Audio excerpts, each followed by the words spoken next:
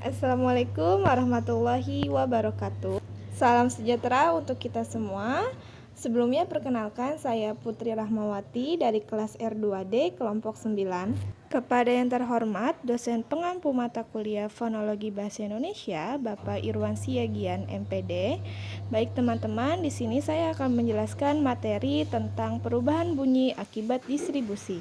Baik teman-teman, sebelum mengetahui apa itu perubahan bunyi akibat distribusi, sebelumnya kita mengetahui dulu apa itu fonologi. Menurut Abdul Khair tahun 2003, secara etimologi istilah fonologi ini terbentuk dari kata fon yang bermakna bunyi dan logi yang bermakna ilmu. Jadi, secara sederhana dapat dikatakan bahwa fonologi adalah ilmu yang mempelajari bunyi-bunyi bahasa pada umumnya. Bunyi bahasa. Menurut Abdul Khair tahun 2013, bunyi bahasa adalah bunyi yang dihasilkan oleh kerja artikulasi atau alat ucap manusia yang sangat penting di dalam satuan bahasa, atau bunyi bahasa merupakan realisasi dari setiap bahasa. Distribusi fonem. Menurut Abdul Khair tahun 2009, distribusi fonem adalah letak atau beradanya sebuah fonem di dalam satu satuan ujaran yang kita sebut kata atau morfem. Secara umum, fonem dapat berada pada awal posisi kata, di tengah maupun di akhir kata. Secara khusus, fonem bisa berada pada ketiga posisi, namun bisa juga hanya berada pada posisi awal atau posisi akhir saja. Menurut Abdul Khair tahun 2009, akibat distribusi akan terjadi perubahan bunyi yang disebut A. Aspirasi, B. Pelepasan, C. Pemaduan, D. Harmonisasi vokal, dan E. Netralisasi. A. Aspirasi. Apa itu pengertian aspirasi? Aspirasi menurut Abdul Khair tahun 2009 adalah pengucapan suatu bunyi yang disertai dengan hembusan keluarnya udara dengan keras sehingga terdengar bunyi H. Misalnya bunyi hujan menjadi bunyi hujihan. Pengertian aspirasi ada juga menurut Hussein Ahlan tahun 2000.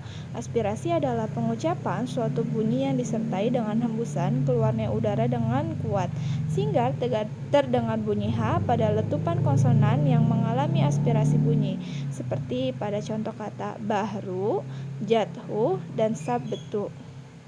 Sekarang kita masuk kepada proses aspirasi. Menurut Abdul Khair tahun 2009, bunyi yang mengalami proses aspirasi tersebut disebut bunyi aspirat. Proses aspirasi sendiri merupakan proses artikulasi sekunder atau sertaan.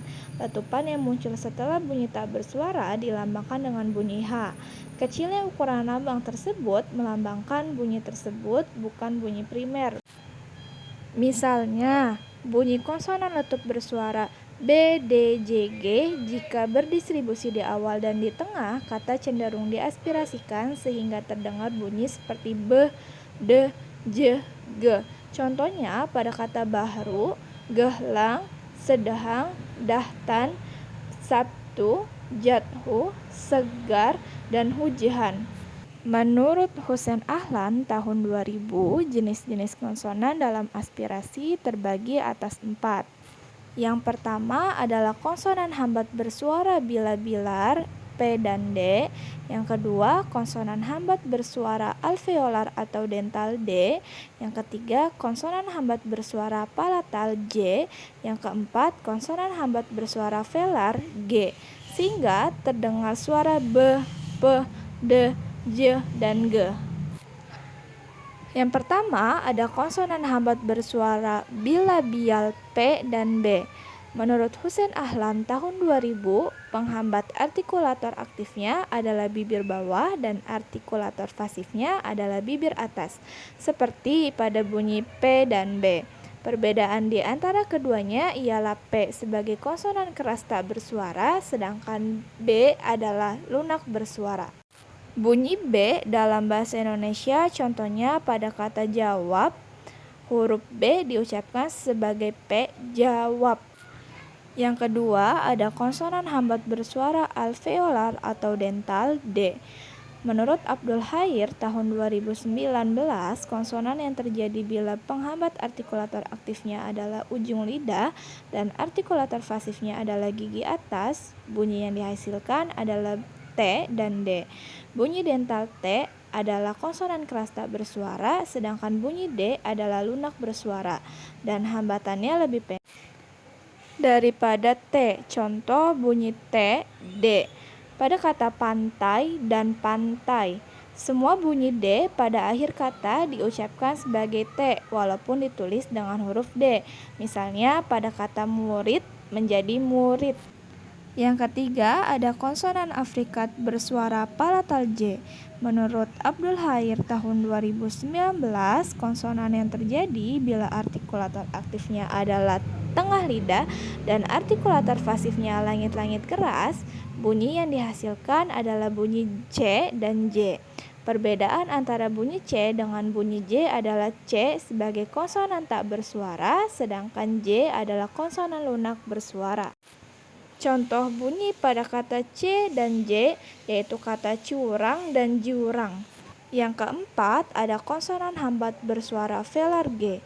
Menurut Abdul Khair tahun 2019, konsonan yang terjadi bila artikulator aktifnya adalah pangkal lidah dan artikulator pasifnya adalah langit-langit lunak, maka bunyi yang dihasilkan adalah K dan G. Perbedaan antara K dengan G adalah K sebagai konsonan keras tak bersuara, sedangkan G adalah konsonan lunak bersuara.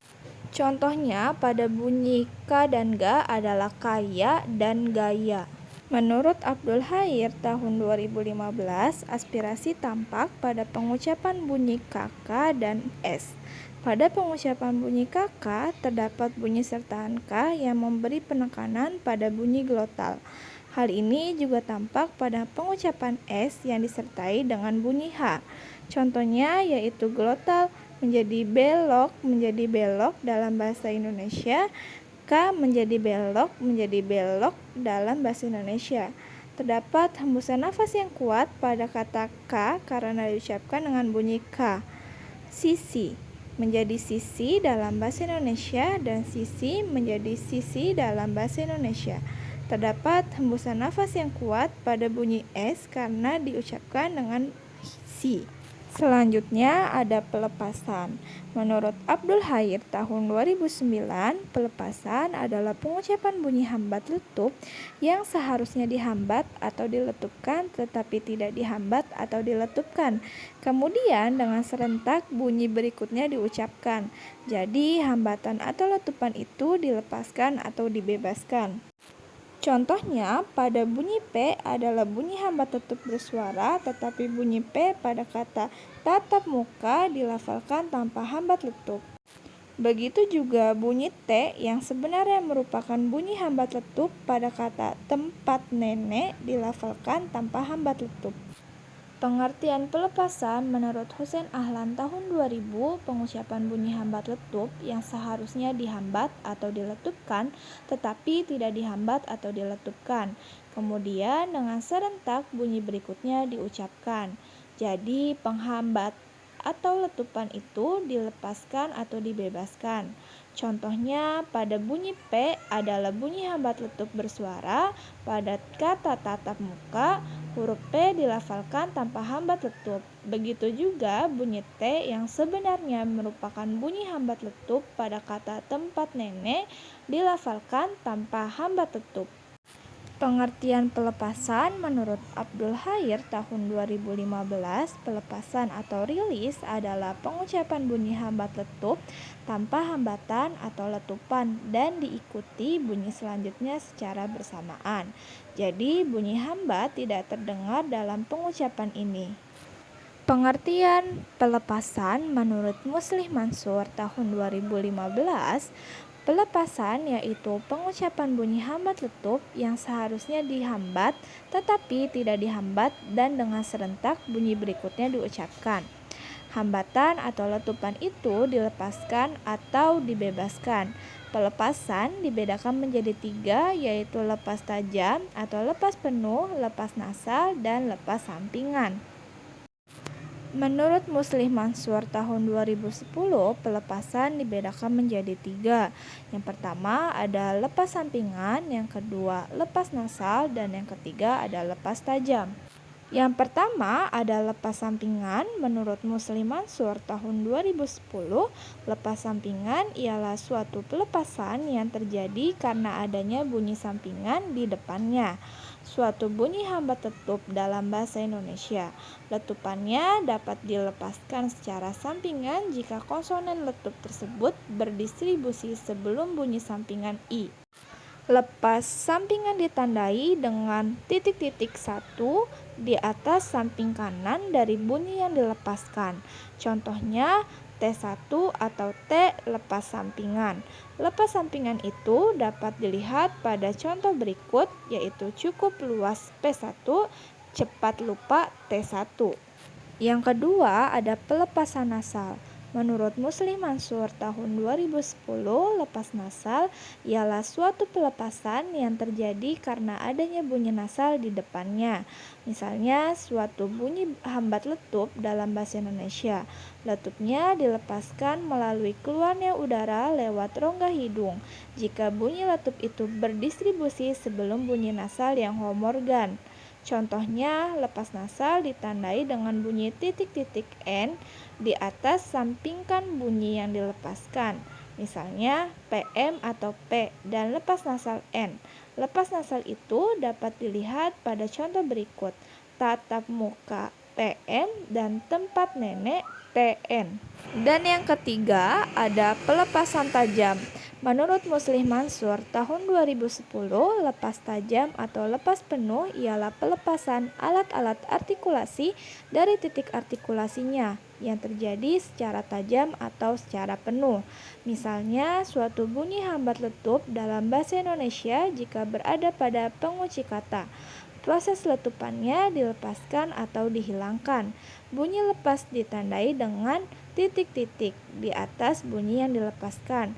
Contohnya pada kata mantap, titik-titik, sebut, titik-titik. Selanjutnya adalah pemaduan. Menurut Abdul Khair tahun 2015, pemaduan adalah penghilangan bunyi hambat. Pada hasil analisis data ditemukan strategi pemaduan pada pengucapan teach. Teach adalah singkatan dari Tourist Information Center. Pengucapan teach seharusnya diucapkan huruf per huruf, tetapi pembelajar berbahasa ibu, bahasa Jepang, mengucapkan dengan teach.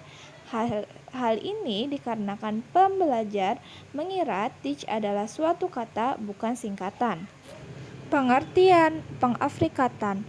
Menurut Muslim Mansur tahun 2015, pengafrikatan yaitu suatu keadaan yang terjadi jika bunyi letup hambat yang seharusnya dihambat atau diletupkan tidak dilakukan, melainkan setelah hambat dilepaskan secara dan pelan-pelan.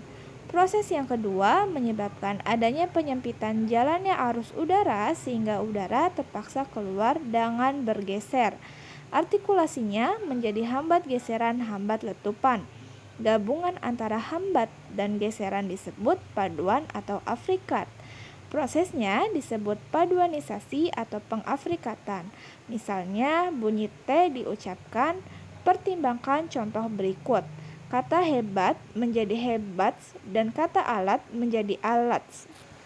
Pengertian pengafrikatan menurut Hussein Ahlan tahun 2000, pengafrikatan terjadi jika bunyi letup hambat yang seharusnya dihambat atau diletupkan tidak dilakukan, melainkan setelah hambatan dilepaskan secara bergeser dan pelan-pelan. Contohnya pada kata baduts, alats, dan alpukats. Selanjutnya adalah proses pengafrikatan. Menurut Abdul Khair tahun 2009, proses yang kedua menyebabkan adanya penyempitan jalanan arus udara sehingga udara terpaksa keluar dengan bergeser. Artikulasinya menjadi hambat letupan. Gabungan antara hambatan dan geseran disebut paduan atau afrikat. Prosesnya disebut paduanisasi atau pengafrikatan. Contohnya pada kata alat dan hebat. Selanjutnya yaitu harmonisasi vokal. Pengertian harmonisasi vokal menurut Abdul Khair tahun 2019, vokal adalah proses penyamaan vokal pada silabil pertama tertutup dengan vokal pada silabil kedua yang tertutup. Contohnya pada kata sate, onde-onde, dan bunyi E. Tetapi pada kata karet, coret, dan kontet diucapkan sebagai bunyi S. Selanjutnya, pengertian harmonisasi vokal menurut Ahyadi Didi tahun 2004. Harmonisasi vokal merupakan sebuah fenomena linguistik di mana dalam sebuah bahasa berada penyesuaian vokal. Penyesuaian ini biasanya terjadi pada silabil pertama yang terbuka dan silabil kedua yang tertutup. Contohnya pada kata ember, emas, efektif diucapkan dengan bunyi E.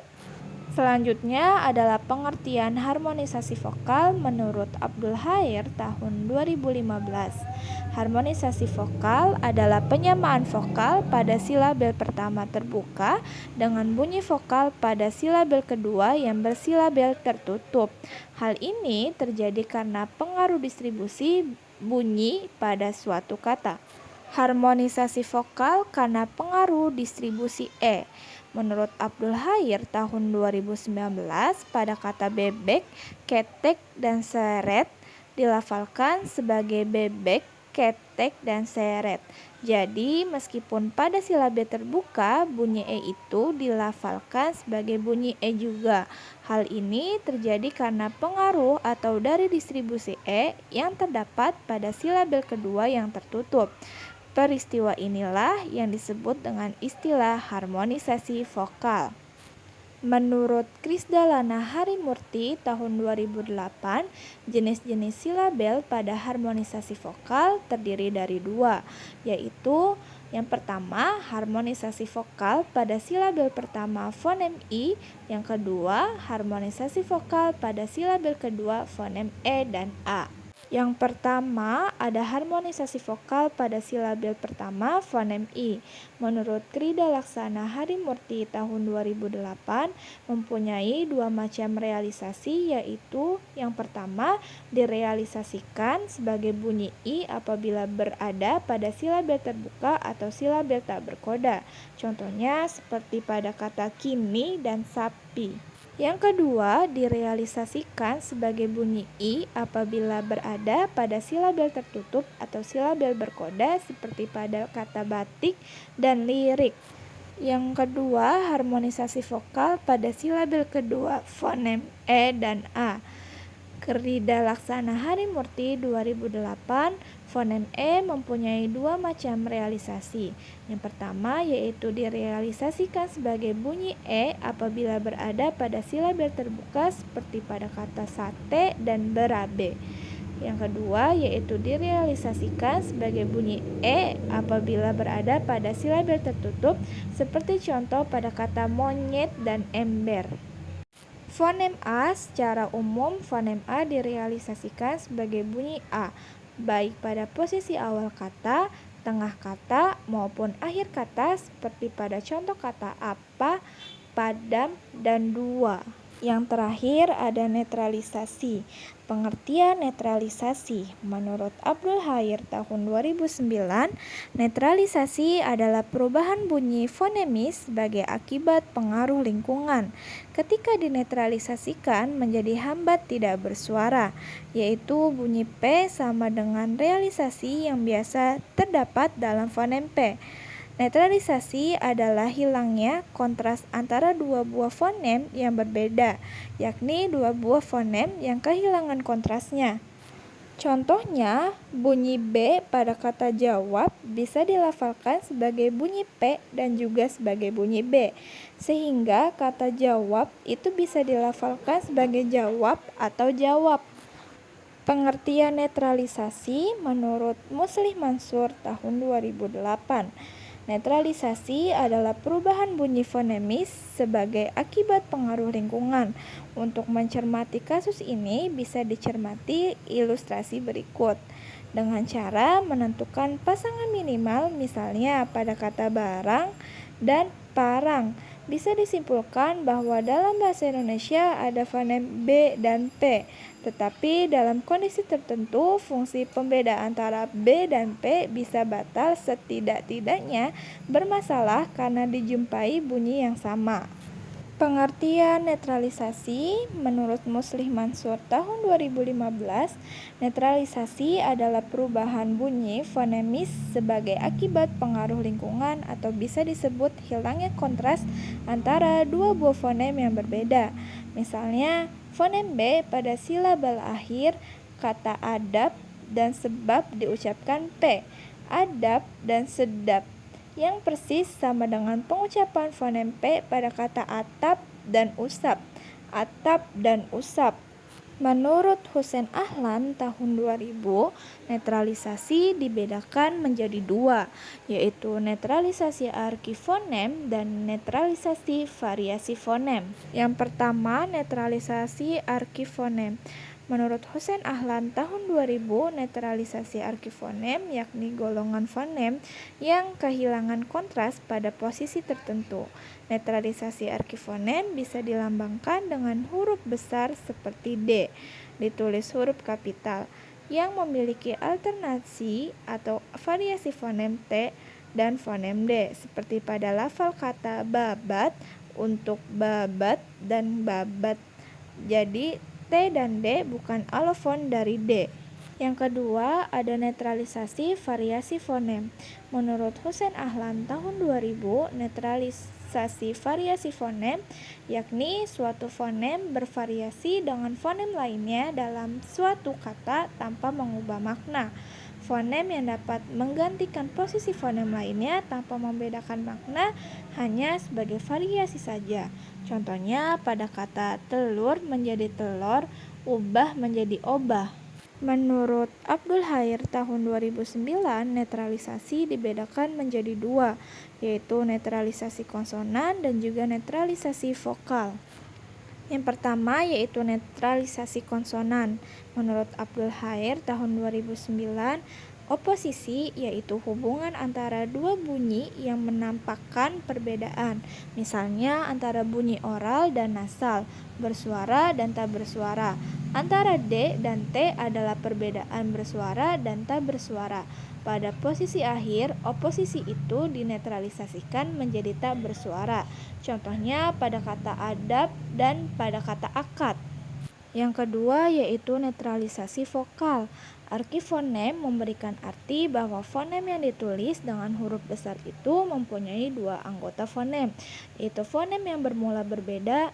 Contohnya pemakaian arki fonem dan gejala netralisasi, yaitu meja plus ne menjadi mejanya, jaja plus ne menjadi kuenya, tabiat plus ne menjadi cabainya, bapak plus ne menjadi ayahnya. Selanjutnya adalah kesimpulan. Berdasarkan dari banyak pengertian dan contoh yang diambil, dapat disimpulkan bahwa proses perubahan bunyi memiliki proses yang panjang dan terperinci, serta terbagi berdasarkan jenis-jenisnya. Salah satunya itu akibat distribusi. Akibat distribusi merupakan bentuk perubahan bunyi dalam kajian fonologi yang terjadi karena disebabkan atau dipengaruhi oleh posisi atau letak suatu bunyi dalam satu satuan ujaran. Sekian pemaparan materi perubahan bunyi akibat distribusi dari saya. Kurang lebihnya mohon maaf. Wallahu muwaffiq ila aqwamit thoriq. Wassalamualaikum warahmatullahi wabarakatuh.